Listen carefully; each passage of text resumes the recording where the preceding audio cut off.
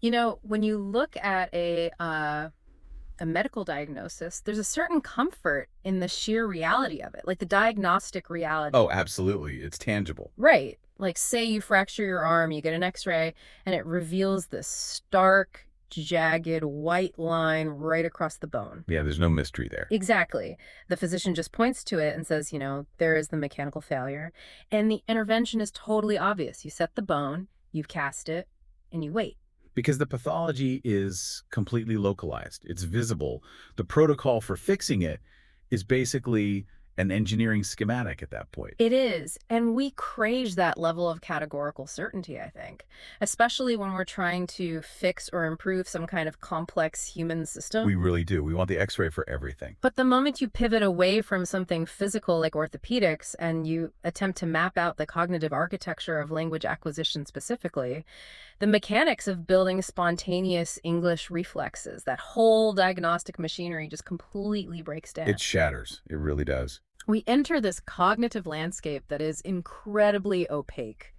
I mean, you can't slide a struggling language learner into an MRI machine, point to a little cluster of neurons, and confidently declare, yes, here's the exact synaptic bottleneck that's preventing your English fluency. Right. I wish we could.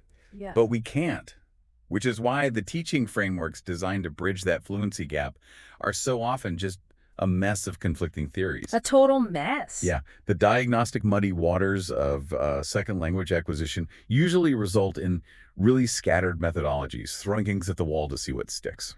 Which brings us to the profound anomaly of the source material we are doing a deep dive into today. Because what we're looking at is not some loose collection of teaching suggestions. Far from it. It is a highly constrained, almost ruthlessly specific architectural blueprint for an interactive audio lesson. Yeah, it's fascinating. So, for you listening to this deep dive right now, whether your current friction point is trying to learn a language yourself, or maybe internalizing a complex coding syntax, or if you're just fascinated by how the adult brain acquires high pressure skills, the underlying mechanics of this document are crucial. They really apply to any cognitive load scenario. They do, because we are basically deconstructing a prompt today. A set of ironclad, non-negotiable rules generated for an experienced English instructor who is tasked with training an A2 level student. And we should clarify, A2 is elementary level, right? Exactly. And the stated mandate in this document is not just to improve vocabulary.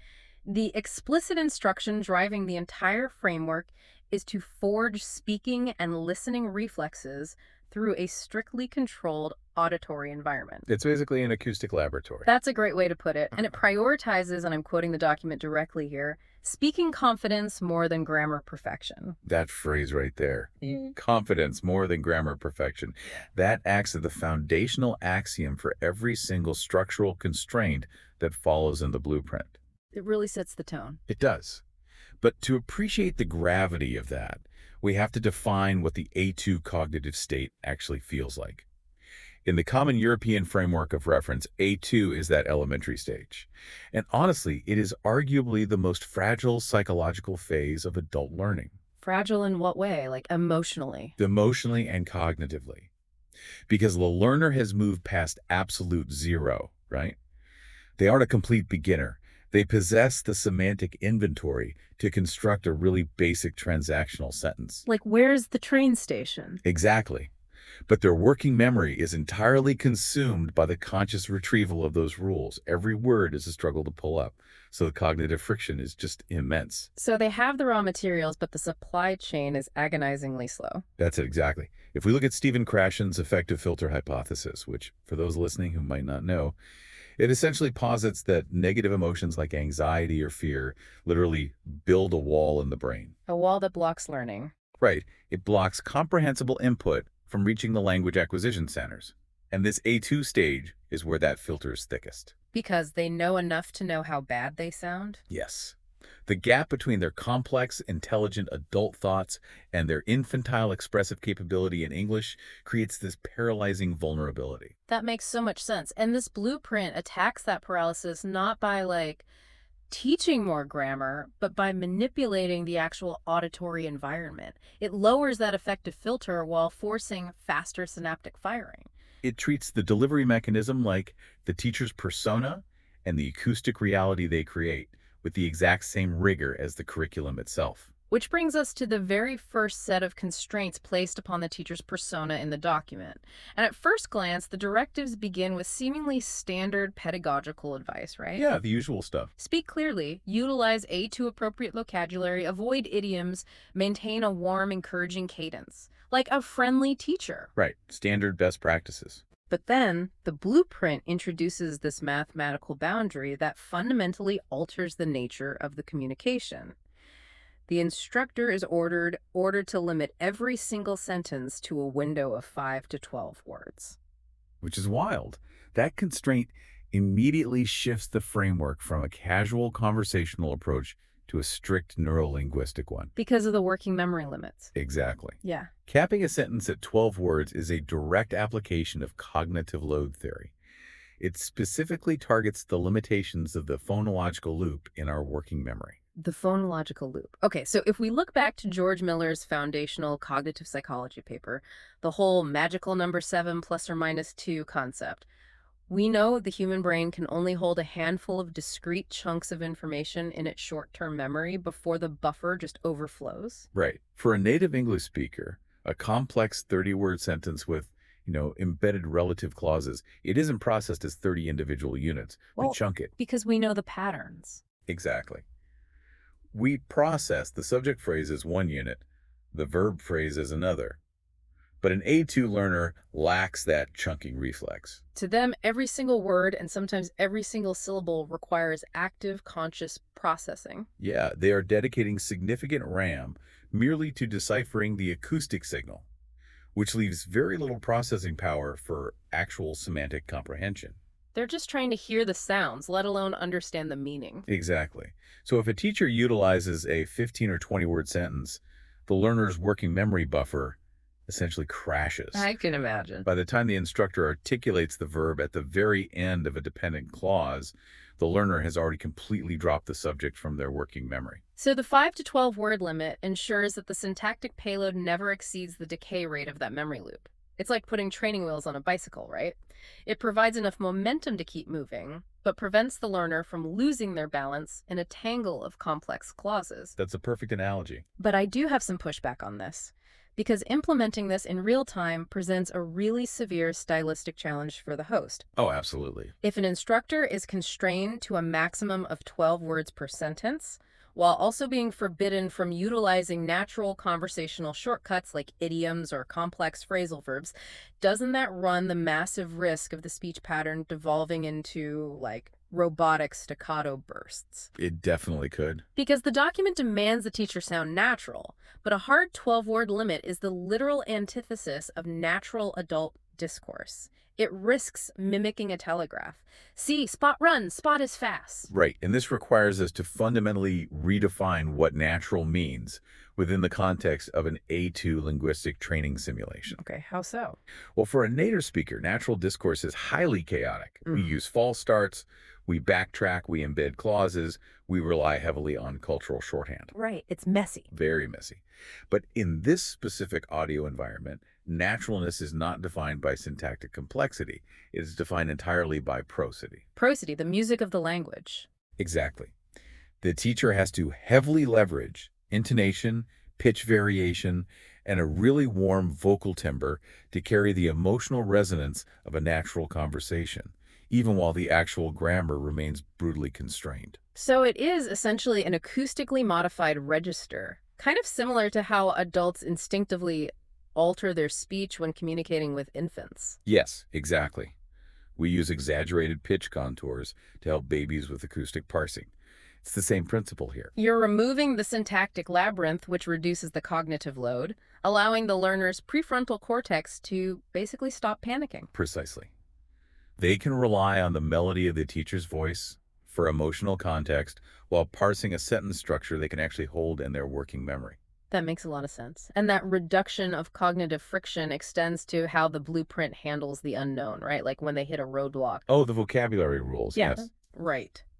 When the source material inevitably introduces a difficult concept or a piece of advanced vocabulary, the framework strictly dictates that the instructor must explain the concept simply, utilizing only easy A2 English. Yes. which means it implicitly outlaws translating the word into the learner's native language. And that rule is a critical mechanism for building the actual reflex. Why is translation so bad at this stage, though? Doesn't it just give them the answer quickly? It does, but it builds the wrong bridge. Yeah. The moment an instructor translates a difficult concept into the learner's native tongue, they inadvertently build a redundant, highly inefficient neural pathway. They Okay. teach the brain that the absolute quickest route to comprehension is through translation. By forcing the explanation to remain entirely within the target language, using simple English to explain complex English, the framework creates a closed-loop system. So the learner is forced to rely on the English network they have already established to deduce the meaning of the unknown variable. Exactly. It forces the brain to build direct semantic associations rather than correlative ones. Because if you constantly translate, the learner hears the English word, routes the signal back to their native language network, retrieves the meaning, and then routes it back to English. Which takes forever in a live conversation. Explaining an unknown English word using known English words forces the synaptic connection to occur entirely within the newly forming English network. It's just forcing them to stay in the pool instead of grabbing the ladder. Right. It accelerates the myelination of those specific pathways, which, biologically speaking, is the physiological basis of a reflex. Wow. Okay, so having established this meticulously constrained, highly supportive acoustic environment, let's examine how the blueprint dictates the actual start of the lesson. The warm-up phase. Right, step one. The framework mandates a warm-up phase of strictly 1 to 2 minutes, and in that time, the instructor introduces the topic, tells the student what they will learn, and asks exactly 2 easy questions. Not one question, not three, exactly two. Right. Not a generalized icebreaker, not a sprawling "how was your weekend" conversation, but a highly specific binary prompt. Why exactly 2? The precision of that constraint is designed to overcome what behavioral psychologists call activation energy. Activation energy, like the effort it takes to just start something. Exactly. It's the initial cognitive effort required to initiate a task. For an A2 learner, transitioning from their native internal monologue into a purely English auditory environment is a really jarring context switch. So if the instructor just launches into a monologue, the learner remains in a passive state. Right. The effective filter stays up because they're just letting the noise wash over them. But conversely, if the instructor asks 4 or 5 questions right out of the gate, It immediately triggers cognitive overload and anxiety. It feels like an interrogation before the lesson has even begun. that makes sense. So by demanding exactly 2 low-stakes questions, the blueprint forces an immediate orienting reflex. Yes, it snaps the listener out of passive consumption and forces them into an active state of auditory vigilance right at the beginning of the audio. And because the questions are mandated to be easy, the learner successfully retrieves the answer, which provides what, like an immediate microdose of dopamine. Exactly. That chemical reward lowers the effective filter. It builds the initial momentum necessary to tackle the much harder core curriculum. Which transitions us directly into step 2, how this architecture handles the mechanics of vocabulary. This part is so algorithmic. It really is. The blueprint outlines a rigid protocol for every single important word introduced. The teacher must pronounce it clearly, explain it simply, give one easy example, ask the student to repeat, and then critically pause for 5 seconds. Every single element of that sequence maps directly to the stages of memory encoding. Let's break that down. Okay, so you have the initial acoustic reception in the auditory cortex when the teacher says the word. That's followed by semantic decoding in Wernicke's area via the simple explanation and the contextual example. So they hear it, then they understand what it means. Right. But the critical transition occurs in the final 2 steps. The command to repeat, followed by the silence. Because the instruction says, repeat important words naturally. I want you listening to imagine how comforting this predictable rhythm must feel to an elementary learner. It's not chaos, it's a heartbeat. It is. And cognitively, the command to repeat shifts the process from receptive decoding to motor execution. Wait, motor execution? Like moving muscles? Yes. The signal has to travel from Wernicke's area, which handles comprehension across a neural pathway called the arcuate fasciculus, over to Broca's area, which sequences the motor commands, and finally to the motor cortex to actually articulate the sound. And this connects perfectly to step 6 in the document, which specifically targets pronunciation for 5 key words. The rules state: repeat twice, tell the student where to stress the word, and give one easy sentence. This is where the framework demonstrates a profound understanding of language as a physical biomechanical skill. It's not just intellectual. No, not at all. It explicitly commands the teacher to tell the student exactly where to place the phonetic stress. This isn't merely about intellectual comprehension, it's about recalibrating the articulatory loop.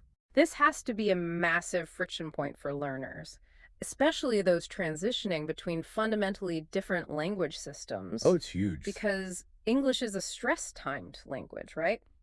Native speakers navigate the rhythm of English by hitting stressed syllables at relatively regular intervals, and we violently compress the unstressed syllables. Right, we reduce those vowels to a neutral schwa sound constantly. Like we don't say photographer, we say futoji roofer. Exactly. But if a learner is coming from a syllable-time language like Spanish or Japanese, where syllables receive relatively equal duration, they will naturally attempt to pronounce every English syllable with equal weight. Which completely destroys the acoustic contour that native English speakers rely on for word recognition. Completely. A native ear doesn't actually listen for every individual consonant and vowel. It listens for the rhythm and the stressed vowels. So if an A2 learner places the stress on the wrong syllable, even if they articulate the individual consonants perfectly, the native listener often just cannot parse the word. They'll just stare blankly. By explicitly forcing the instructor to isolate and identify the stress point, the blueprint treats vocabulary acquisition not as memorization, but as vocal athletics. I love that. Vocal athletics. The learner is literally building new neuromuscular pathways in their mouth and throat. They are? And just as athletic conditioning requires deliberate recovery phases between repetitions, cognitive conditioning requires latency for memory consolidation. The pauses. Exactly. Which brings us to what is arguably the most radical and essential mechanical lever in this entire framework: the mandatory 5-second This pause. is my favorite part of the document. It appears in almost every single step. The instructor must pause for 5 seconds after vocabulary repetition, after listening comprehension questions, after speaking practice prompts, and during the conversation blanks. It is ubiquitous. It is the absolute core engine of the reflex training. Now, I like to compare this 5-second audio silence to the moment a tennis ball hangs in the air before you have to swing your racket. It's a reaction window. But why exactly 5 seconds? To understand why 5 seconds is the critical threshold, we have to examine the latency of that L1 translation loop we discussed earlier. The cognitive gymnastics an A2 learner goes through when they get hit with a question. Exactly. Think about what happens. They receive the English auditory signal. They hold it in working memory while they decode it into their native language. Right. Then they formulate a response in their native language.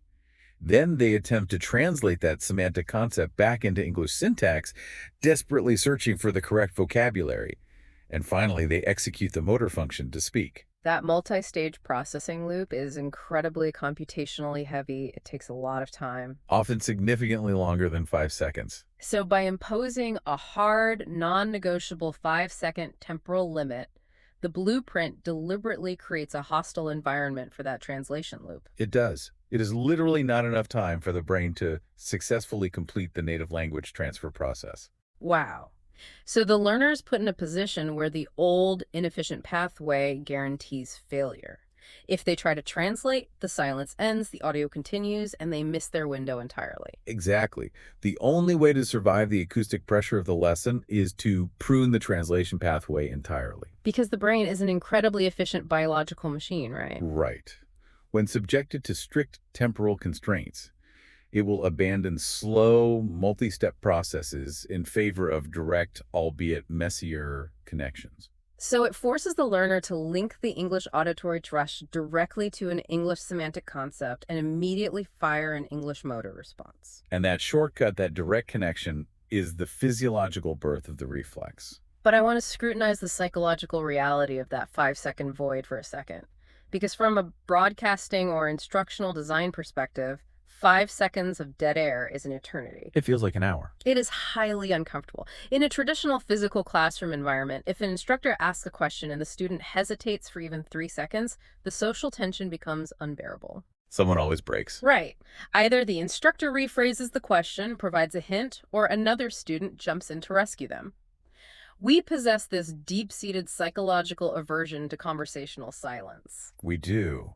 But that very rescue mechanism, while socially comforting, destroys the cognitive friction necessary for neuroplasticity. Yeah, it ruins the workout. Exactly. This concept is deeply tied to Robert Bjork's theory of desirable difficulties. Desirable difficulty. Yeah. Learning requires a certain degree of cognitive struggle to trigger the encoding processes that lead to long-term retention. If it's too easy, it doesn't stick. So by hardwiring the silence into an immutable audio track, you eliminate the possibility of social rescue. The MP3 file feels no pity. None whatsoever. It will not rephrase the question, and it will not give you a hint. It simply sits there, imposing a temporal void that the learner is entirely responsible for filling. So the discomfort they feel in that silence isn't a design flaw. No, it is the physical sensation of their neural networks straining to adapt. The temporal pressure forces the learner to embrace that primary mandate, confidence over grammar perfection. Because in a 5-second window, there is literally no time to run a mental checklist on verb conjugations. Exactly. The learner has to prioritize the immediate retrieval of a viable word chunk and deploy it. Producing a grammatically flawed sentence within 3 seconds builds the reflex. Whereas producing a syntactically flawless sentence after 10 seconds of agonizing internal translation just reinforces the paralysis. Exactly right. Okay, so this architectural reliance on temporal pressure naturally dictates how the framework handles continuous language. Because up to this point in the lesson, we've mostly discussed isolated words and simple binary questions. Right, isolated data. But linguistic reflexes eventually have to scale up to handle continuous streams of data, which brings us to step 3, active listening. The blueprint mandates a microstory, but again, the constraints are severe. The narrative must be strictly contained between 40 and 80 words. That constraint is fascinating. If you calculate the average speaking rate, a 40 to 80 word narrative is roughly 30 to 40 seconds of continuous audio. Which doesn't sound like much. Not to a native speaker, but that is a highly calculated threshold based on the listening stamina of the A2 brain. When an elementary learner attempts to process a continuous stream of English audio, their working memory is operating at maximum capacity just to identify word boundaries. Right, because spoken English isn't a series of neatly separated words with spaces between them like written text. No. Native speakers utilize connected speech, elision, and assimilation. We smash words together constantly. We drop consonants all the time. Want to becomes wanna, did you becomes did ya. Exactly. And for an A2 learner, parsing that continuous acoustic stream is exhausting. If the narrative extends to 150 or 200 words, their cognitive buffer just overflows. They miss a single word, dwell on it for a second too long, and suddenly the acoustic signal has moved 3 sentences ahead. And then they experience cognitive dissociation. The language simply devolves into undifferentiated noise. The 40 to 80 word limit prevents that buffer overflow. It's basically a single detailed paragraph. Right. It ensures the narrative payload is small enough that the learner can hold the entire semantic context in their working memory simultaneously. This allows them to utilize top-down processing to infer the meaning of words they might not have perfectly heard. And the document bolsters this parsing process through a mandatory dual reading technique. The instructions require the teacher to read the microstory twice. First, once slowly, and then again naturally. This isn't merely repetition for the sake of repetition. It targets 2 completely different auditory processing mechanisms. How so? Well, the initial slow articulation facilitates bottom-up processing. The instructor is essentially creating artificial acoustic spaces between the words. Which allows the learner to cleanly identify the phone boundaries. Exactly. They map the acoustic signal to their existing vocabulary and parse the basic syntax. They are establishing the semantic map of the narrative. But if the exercise concludes there, you're training the learner's auditory cortex to expect an artificial reality. Right. The real world does not accommodate the A2 processing speed, which is why the immediate secondary reading at a natural cadence is so vital. Because the semantic map has already been established during the slow read. The learner's prefrontal cortex doesn't have to expend energy figuring out what the story means. Exactly. Their processing power is freed up to focus entirely on the prosody. They can listen to how those clearly defined words from the first read are aggressively altered, linked, and reduced in real-world connected speech. It trains the ear to the actual rhythm of real English. It calibrates them to reality. And the framework prevents this from becoming a passive listening exercise by immediately imposing a comprehension check.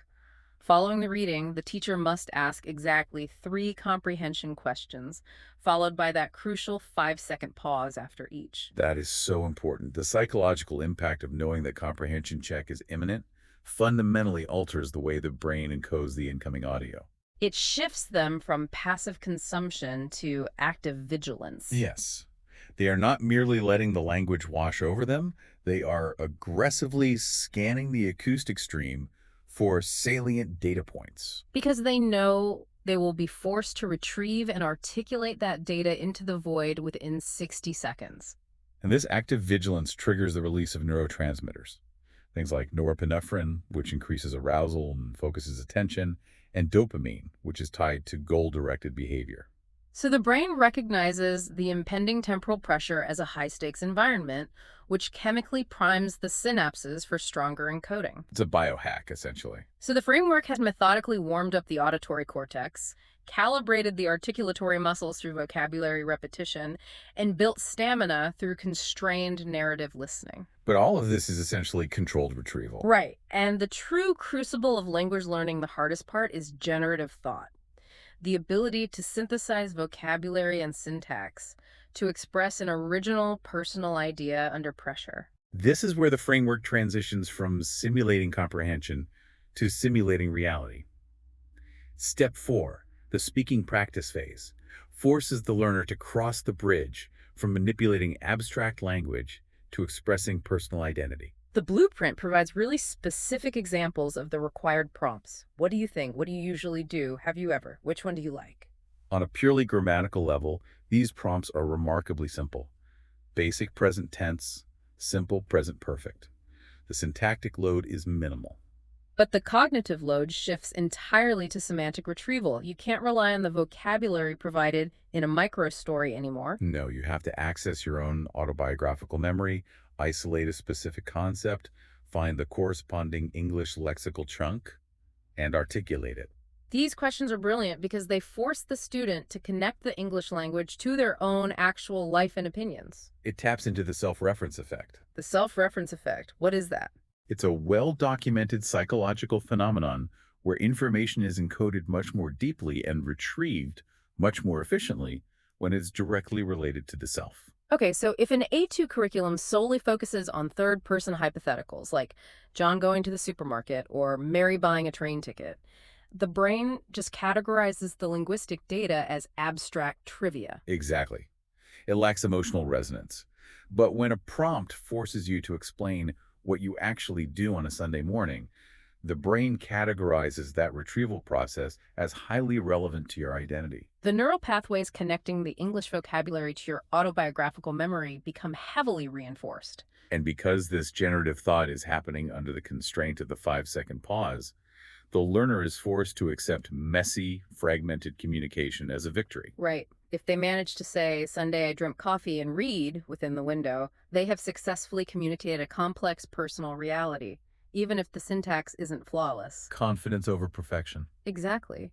And this generative pressure culminates in what the blueprint designates as step 5, conversation practice. Oh, this is the most complex cognitive simulation in the entire document. I excitedly unpacked this part because the instructions are highly specific. Yeah. Create a short dialogue of 5 to 8 turns.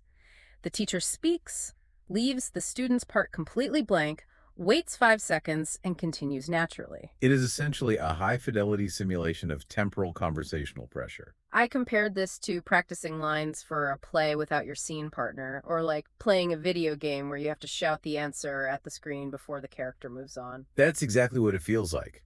In a standard language learning app or textbook, time is artificially paused.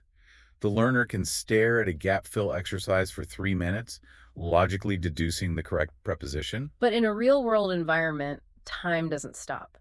If a barista asks you a question, the temporal window for a socially acceptable response is incredibly narrow. Yeah, conversational turn-taking in human linguistics usually features a gap of only about 200 milliseconds between speakers. 200 milliseconds. So a 5-second gap is obviously an artificial expansion of that window to accommodate the A2 processing speed. It is, but the psychological mechanism remains the exact same. Yeah. The audio track acts like a relentless metronome. It does not wait for you to find the perfect word, If you hesitate, the train leaves the station and the context of the conversation shifts to the next turn. which forces a state-dependent learning environment. State-dependent learning. Yeah, the anxiety, the temporal pressure, the feeling of being slightly overwhelmed, these are the exact physiological states the learner will experience in a real-world native interaction. So by training the reflex inside that specific emotional state, the framework ensures the skill is actually transferable to the real world. Exactly. Because if you only ever practice generating English in a calm, untimed environment, your brain literally won't be able to access those neural pathways when your cortisol levels spike during a real conversation on the street. That is so profound. And maintaining that rapid fire retrieval across 5 to 8 conversational turns requires immense sustained cognitive stamina for an A2 learner. It is an endurance test. They have to process the auditory input, generate a response, articulate it, and immediately reset their working memory to catch the next incoming volley.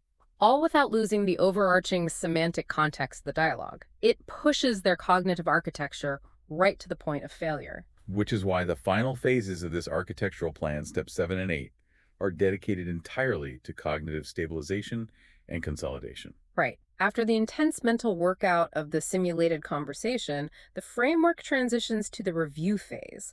And here again, we see this intense reliance on strict numerical constraints. The math of the review. Yes, the instructor must review exactly 10 important vocabulary words, 5 useful sentences, and 3 grammar points. That descending numerical order 10, 5, 3 is not arbitrary at all. It is a precise reflection of the pedagogical priorities required at the A2 level. It aligns perfectly with the principles of the lexical approach in linguistics, doesn't it?